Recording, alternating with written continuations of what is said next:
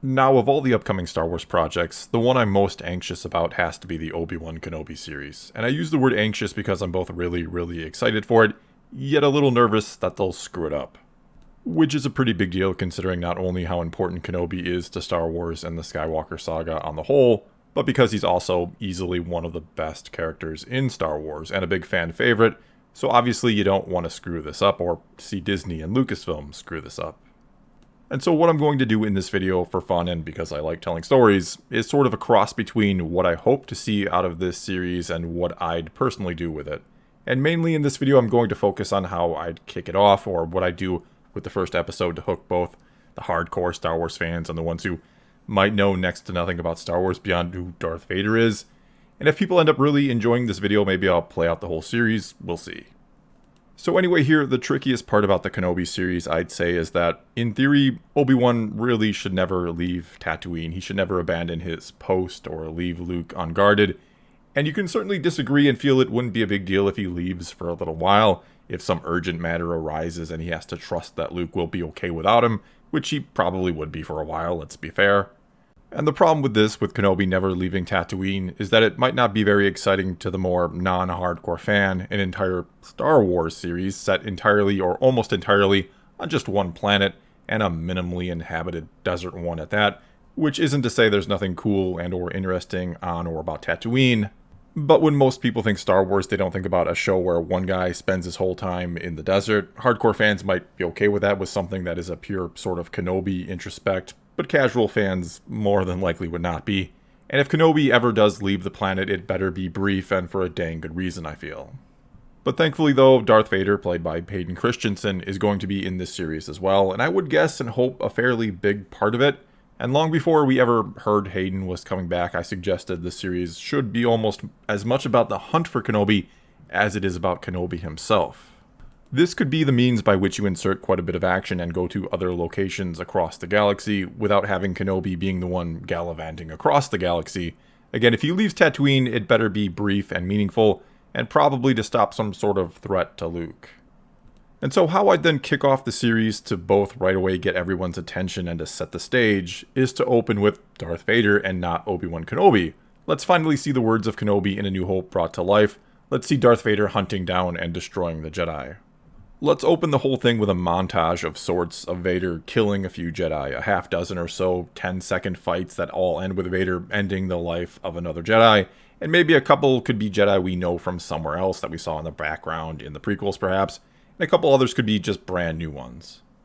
And over this sort of montage we can have the voice of Kenobi from A New Hope talking about how the Jedi were the guardians of peace and justice for over 1,000 generations, before the Dark Times, before the Empire, how Darth Vader was once a pupil of his till he turned to evil, and then hunted down and destroyed the Jedi, who are now all but extinct.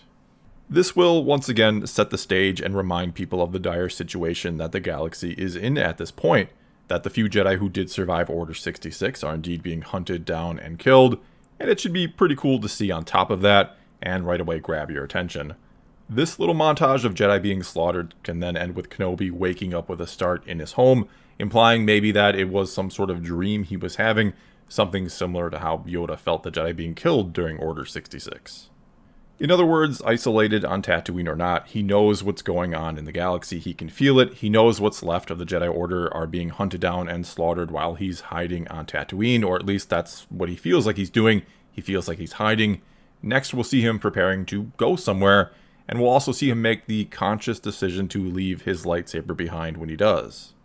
And where he's going will be just a nearby town essentially to pick up supplies, and while there he'll go about his business basically ignoring everyone while everyone ignores him, everyone but a young small child, a boy or a girl, it doesn't matter, who calls him Old Ben. Kenobi will give him something, maybe a piece of fruit he just bought at a vendor, they'll have a pleasant little exchange and then the two will go about their day, and as Kenobi does he'll again hear the screams of dying Jedi in his head while he's essentially grocery shopping. After that, we'll see Kenobi heading home when he sort of gets ambushed by Tusken Raiders, or at least that's what it'll initially appear to be, but the Tuskens are not hostile towards him, instead they communicate via sign language like we saw with Din Djarin in The Mandalorian. Kenobi will give them something he picked up in town, maybe something like a new piece of a rifle, which we'll see one of the Tuskens use to fix his old rifle, and then we'll just have a sort of happy parting and that'll be it. Kenobi then makes his way home again, cooks some sort of stew or something, putzes around his house a little bit. It's going to be boring, but intentionally so to just show how boring his life is, and hopefully that exciting start with Vader will sort of offset this. And then he just goes to sleep, and that's it. No sort of meditating or anything else that we might expect out of a Jedi. Next, we'll go to Jabba's palace sometime in the evening where a sort of party is going on, something similar to what we saw in Return of the Jedi. There's dancing and singing and all that sort of stuff. And we'll see Bib Fortuna trying to bring something important up with Jabba, but Jabba's not having it during the party. He's just focused on everything going around and shoos him away. Eventually then, Jabba becomes frustrated with one of his dancers, and she can be of a new species we've never seen before, and he basically has her taken away. And this is done by Bib Fortuna, who essentially warns her that bad things happen to those who don't entertain Jabba. Long story short then, we'll then see this dancer in the middle of the night when things have winded down and everyone is sleeping. We'll see her make her escape by stealing a speeder of some type, and she'll head off into the desert. After that then, we see Kenobi once again waking up with a start, implying he is again having these bad dreams or visions of Jedi being killed. He then gets up, makes breakfast, and again putzes around the house. It's again going to be pretty boring. And we're trying to give almost a Groundhog's Day vibe here, that every day is basically the exact same thing, that he's just existing out in the desert and feeling guilty about it.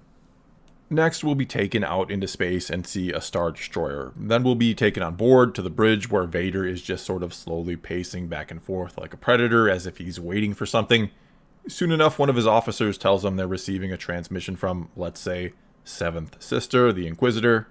Vader then takes this in a separate private room where she tells him that she's tracked down a particularly elusive target, that she knows the whereabouts of the Jedi Quinlan Vos. She'll ask Vader if he wants her to deal with him, but he will of course say no, he'll deal with him himself.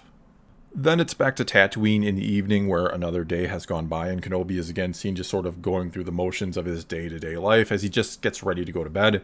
But before he does, we see him sort of grapple with himself about something, like something is on his mind, like he might want to do something, and eventually he goes to a spot on the floor, sits down cross-legged, and begins to meditate.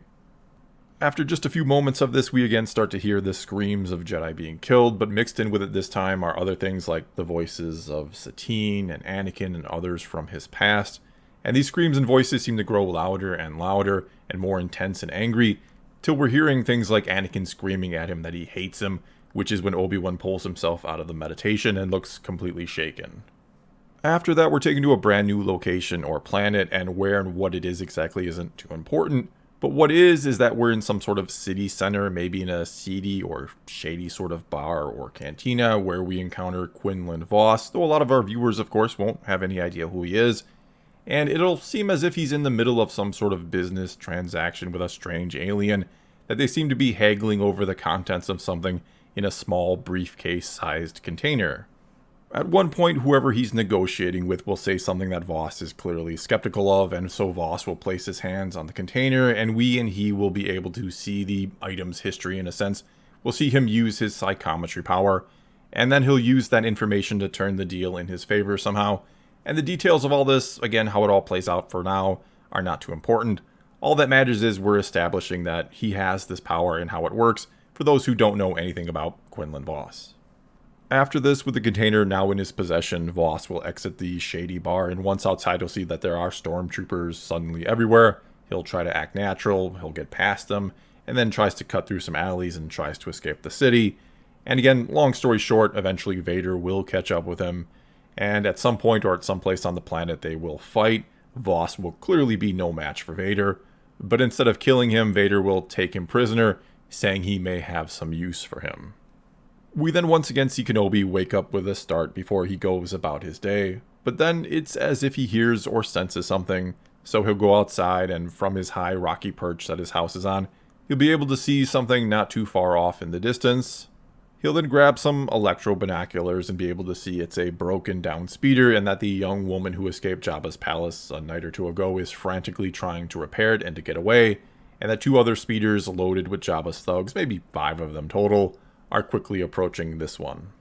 At first, it looks like Obi-Wan is just going to turn around and go about his business again, that he'll make his way through yet another boring day and pretend he never saw that or that it never happened. But then he, of course, turns back around and looks once more, and it's clear by the expression on his face that he has to do something. He'll rush back inside, again briefly look at his lightsaber, but ultimately leaves it behind. We'll then be taken out to the young woman's speeder just as the thugs are arriving, and she of course tries to run and get away but is captured.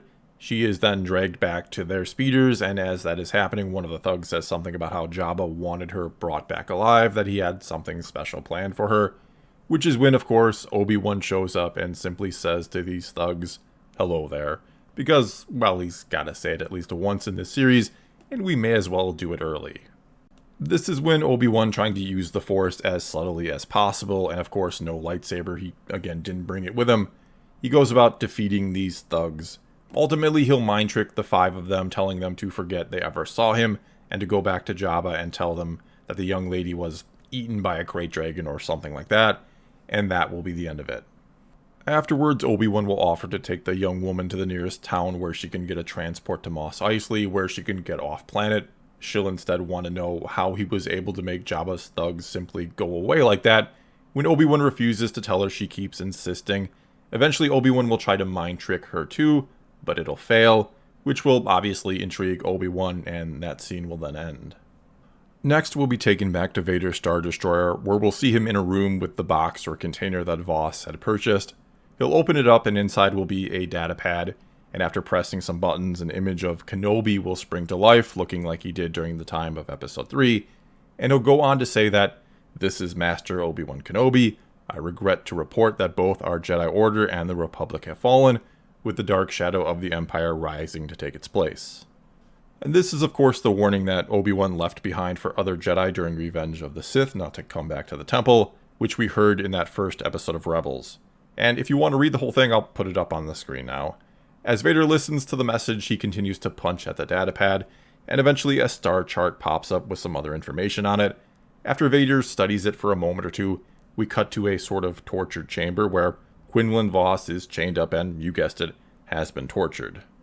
Vader enters, and the first thing he asks Vos is, "Where is Obi-Wan Kenobi?" Vos manages to laugh and basically says if he knew that, he wouldn't be buying information about his whereabouts.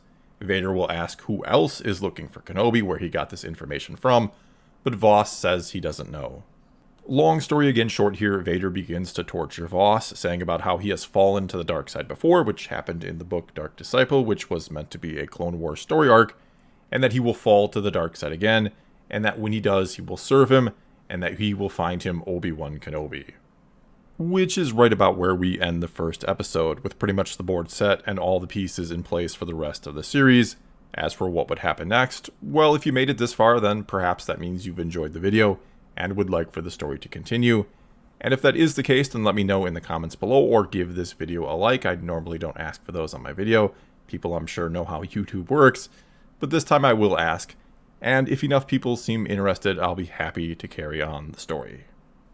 But for now, well, that's all I've got for you this time. And now it's your turn to tell me if you like or don't like my start to the Obi-Wan Kenobi series, and if you think it should carry on. Either way, do leave a comment below, and let's talk some Star Wars. And until next time, thanks for watching.